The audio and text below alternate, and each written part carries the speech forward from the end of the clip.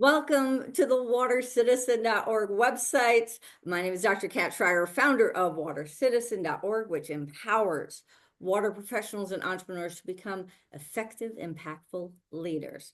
Our WaterPitch Water Startup Matching Extravaganza and related programs prepare, promote, and convene the water entrepreneurship community, including startups and supporters such as investors, funders, client innovation leads, advisors, accelerators, and similar programs to facilitate more rapid advancement of startups and their innovations, including all stages, all sectors, all solutions, and all founder backgrounds.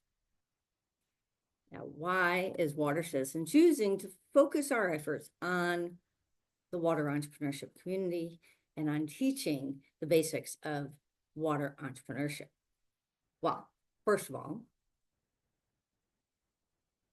working in water requires certain understanding of particular skill sets and knowledge and expertise in whether that's in science, engineering, technical solutions to challenges, law, practices, economics, cultural impacts. Water is very connected. It is part of our lives, our societies. Water is not just life, it is also essential to our economy, to national security. And having a really well-qualified water workforce continuing to be on the front lines to work on water issues is absolutely critical. Now, when people enter into water-related professions, they typically start out with some sort of basic training. It might be through university, it might be through an operator program.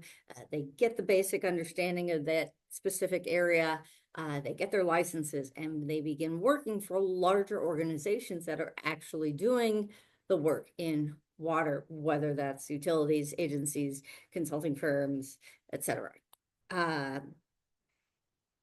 During those early years of work, they're actually learning to take the basic training they had and put into practice, to learn how things are done, to learn the people and the organizations and how they're interconnected, to learn how policy impacts how the markets move. Right.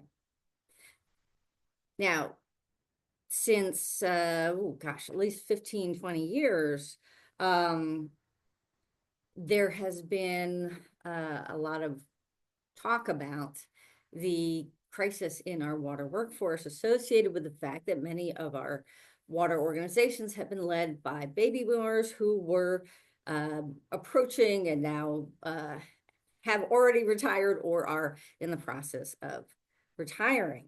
And the need to find people to replace that expertise, that workforce that is leaving the older workforce. And the response of the industry has primarily focused on the front of the pipeline, meaning kids in colleges and new recruits and getting young professionals into the pipeline. However, since since 2008, really, with the recession, when a lot of the Gen X, the generation that followed the baby boomers, were getting into leadership roles, applying their initial expertise as a biologist or an engineer or an economist or what have you into moving into leadership roles, we had a recession. And a lot of those people were among those who lost their jobs. And when the money came back and people started hiring again, they wanted tech savvy millennials, that because they're millennials, they know computers, and Gen X doesn't know computers, and therefore, bring in the millennials. Now, those millennials are in that same position. They're moving into their 40s. They are aging out of young professionals, and they're running into the same sorts of situations where whenever there's cutbacks, whenever something happens, it could be a merger or acquisition.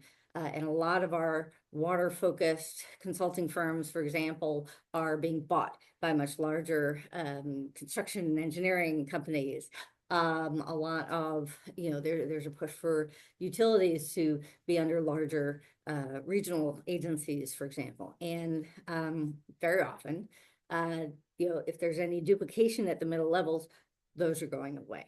It's also a time when people often find that there are, the increasing demands in leadership may be in conflict with family demands or personal health.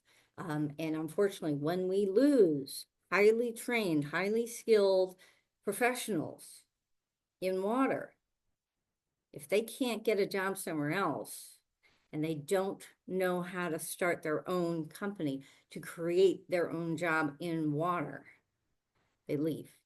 And I've seen that over and over again.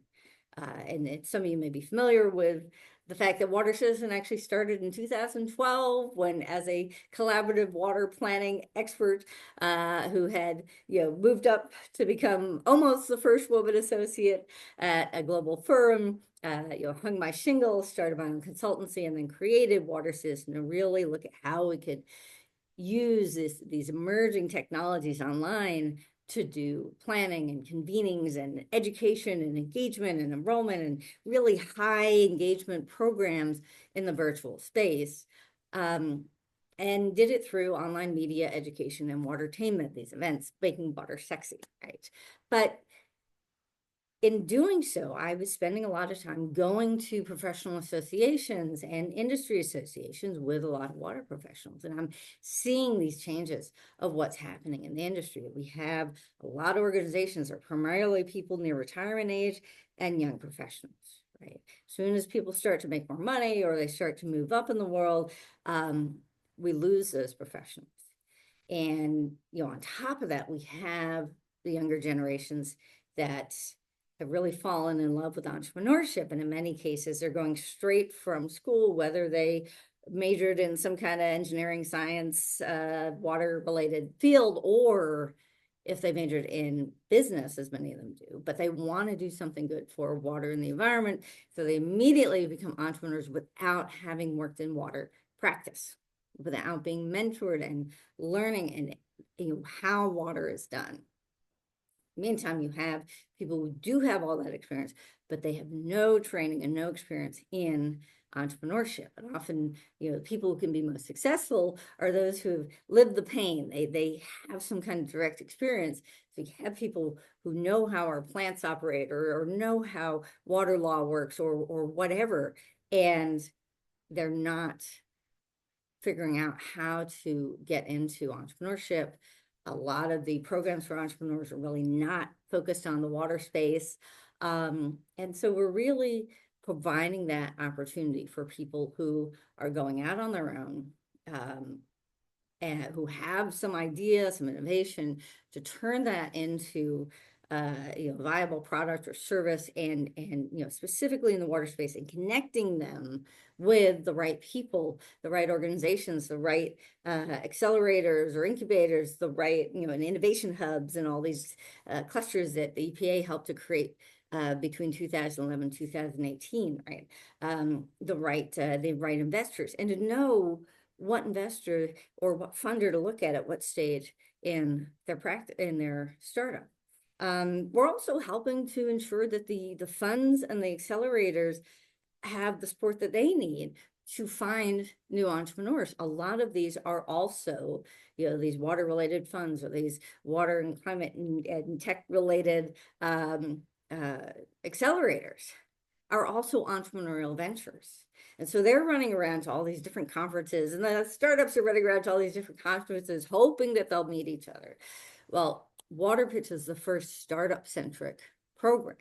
It's not just startups on the side. It's not just, we got a little innovation hub in the corner. We got a few startups and maybe give them a little stage time. You do the little Miss America walk and they'll march a bunch of startups across the stage. They do their little pitch and they're gone, right?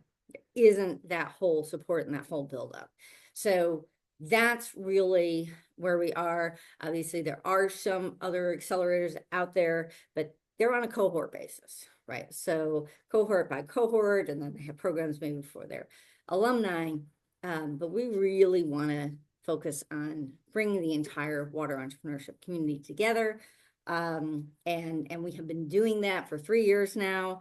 3 years of water startup matching extravaganza events, which started with the US EPA in the direction of the woman who headed the water innovation clusters program with the EPA. Sally Gutierrez, working with her, we created our first program, and we've continued doing that. We are adding to that with the Water Entrepreneurship Leader Lab membership community, with our Water Innovation Nation Celebration Virtual Summit, really getting much broader exposure for water entrepreneurs and the water entrepreneurship community. And if you are interested in water entrepreneurship and innovation, whether you are starting your own company or working with startups, or perhaps you're within a client, a large organization, and you have that opportunity to support startups to get that innovation, and in the process to keep water professionals working in water. Because when they don't have that opportunity, I have seen it over and over again, people with all these degrees and experience trying to support themselves and their families, do whatever they need to do that. Become real estate agents, sell parenting coaching online, sell essential oils, just to support themselves. And that is a loss to our profession. That is a loss to our industries. That is a loss to our country, to our planet.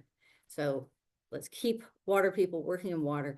Do that through entrepreneurship. Even if you are within a large organization, it's a lot of the same skills to do intrapreneurship, to start a new initiative within your firm, or to create your own company, or create a startup on the side, or a new nonprofit, or whatever it is you want to do. We need to teach these skills. We assume that people in water backgrounds are going to be working in an area where they're provided with the resources, with the connections, with the lab equipment and the access and everything they need to do the technical work they've been trained in. They don't know how to get that to themselves if they're not part of a large organization. We're helping to create that opportunity. And we'll hope you join us at one of our WaterPitch events, and sign up for our newsletter to be able to stay engaged and stay involved and informed on what we have coming up. Hope to see you soon.